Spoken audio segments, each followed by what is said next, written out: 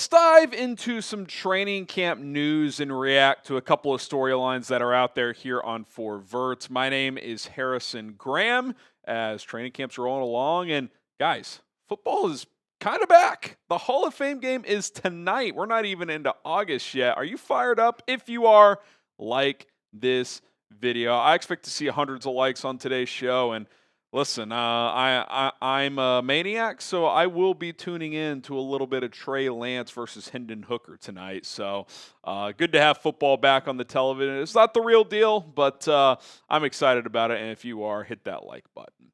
Okay, Cam Ward, who might be the most under-talked about number one pick ever, it feels like, at least in the social media era, setting the bar pretty high, not only for himself, but for his teammates. And I think one thing that really stood out with him over the past year or so and in the pre-draft process is just his leadership ability. And he was asked about how he feels himself in the offenses right now. And as the kids would say, he said, "I just think we're very mid right now. Up front to the receivers, every position. But at the end of the day, it all starts with me. I just don't think we're at where we need to be, but we got a little bit of time. Every day we get better as a whole. We're a young team, but that's no excuse. We got to come with the right mindset every single day and come to work." There were reports earlier in camp that he's in the building at 5:30 in the morning every single day. And like I said a second ago, and I'll say it again, when you just listen to this guy talk and how he interacts, and this really goes back to Washington State, but certainly last year at Miami, he's a natural leader. You know, it's kind of one of those cliches, like he's a natural born leader. But like you just listen to him talk and you get it. Like he garners respect of his peers. And I think part of that just comes with he's been overlooked for a lot of his life, and that's weird to say because he was just the number one pick, but this guy was so under-recruited that he had to go to a college called Incarnate Word down in San Antonio, Texas.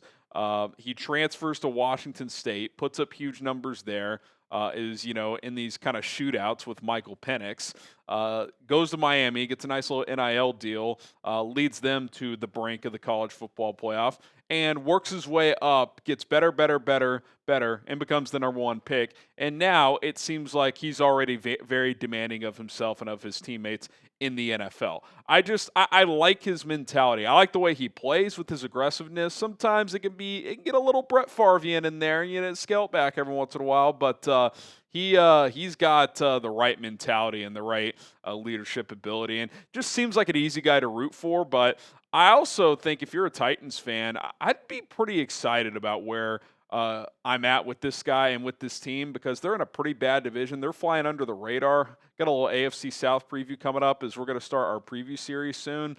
And I think he's got a chance to lead them to being a sneaky team. I won't say a playoff team, but could they flirt with a wild card spot? That wouldn't completely shock me. If Will Levis wasn't literally handing games away last year, they probably would have won 7 or 8 games. Are you buying Cam Ward stock? I'm buying. I don't think he's the most talented number one pick in recent history. It wasn't the best QB draft, obviously, but I think he's got a chance to be pretty good. Type B for buy, S for sell. I like the way this guy carries himself, and I think he's got a chance to really hit for Tennessee.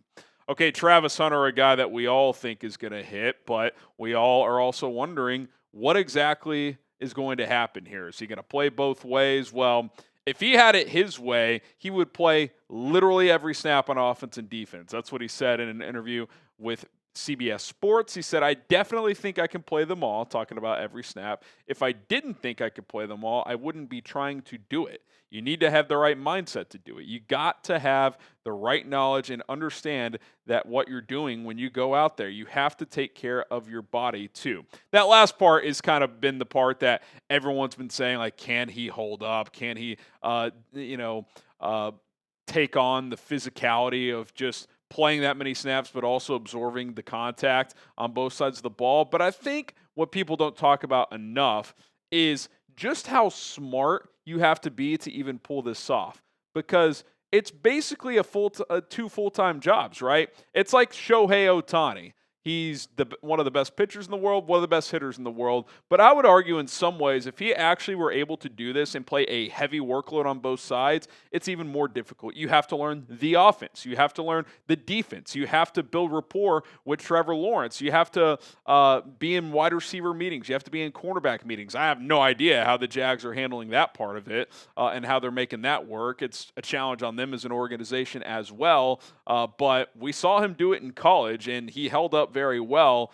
I mean, that's why people have said even if he just plays full-time one way and part-time the other way, that would be insane. But if this guy actually starts on both sides and is just a good player on both sides of the football, I think you're talking about one of the most unique athletes in the history of sports, because the mental capacity, it's not like the one thing about baseball is like, sure, if you're a pitcher, you might study batters' tendencies and stuff like that, but like you play every day, you don't practice really. In the NFL, you have to practice hours, days, hours, months, and then you play once a week for 4 months. Like the amount of preparation that goes into play any position, much less two, is very taxing mentally. And this guy can handle it from a mental standpoint, and he thinks he can handle it from a physical standpoint. So I hope it happens. I hope it works out and he's able to do it, because I think it would be an unbelievable story if he could. Now, the early thought that I would have is that he might be playing more receiver, and that's basically just based on personnel, because the Jags wide receiver room is Brian Thomas Jr., Travis Hunter, and a bunch of question marks. So I think he's pretty clearly penciled in as their second best receiver right now. The CB room is a little bit deeper. They have 3 or 4 guys with experience. Now, I would say Travis Hunter is certainly one of their top 3 with CB1, CB2, and nickel. But if they are going to lean into one side of the ball more, I would guess he would play more receiver. A, because this year is about unlocking and getting Trevor Lawrence back on track. And B, that's just probably an easier path to get him on the field and get him involved early. But I hope he plays both ways, because I think it would be just super cool to see it play out. What do you guys think his better position is? And the weird part is, maybe not weird, I actually liked him as a corner more coming out, but he might play more receiver. I think he's excellent at both. I think if he leaned into one position only, he could be top 10 at that position. Could he ever be top 10 at either position if he's playing both? That's going to be tougher, but if he's a starting caliber receiver and a starting caliber corner, I mean, that is very valuable if you're Jacksonville. Okay, real quick on Terry McLaurin, wanted to focus more on some things happening at some of these training camps and practices, and not just overkill on the holdout stuff. But Dianna Russini did hop on Rich Eisen and provide a bit of an update here, so I did want to get into this. She said, quote, "I can tell you that they're not trading him," talking about Terry. "That's not on the table at this moment. Teams have inquired over the last few months, and they've all been told no." So sounds like Washington continues to garner interest from McLaurin and get some trade calls.